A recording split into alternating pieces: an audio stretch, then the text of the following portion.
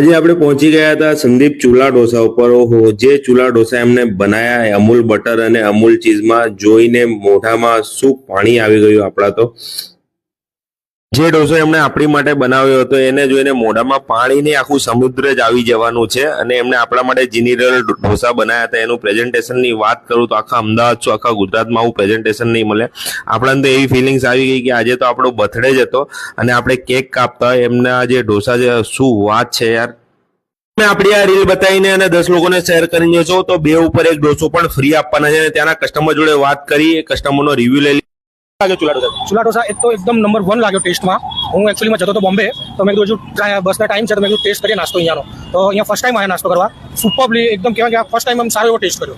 ચટણી અને sambar all good. કે આવો ટેસ્ટ મેં અમદાવાદમાં 1 થી 2 જગ્યાએ કર્યો, પણ એનાથી વધારે મને અહીંયાનો સારો લાગ્યો. અહીંયા આવા જેવું છે કે આવા જેવું એટલે રિપીટ મારું તો ફાઇનલ જ છે. મારું તો ફાઇનલ જ છે. અમદાવાદ પાછું હોય છે એટલે અહીંયા ફેમિલી સાથે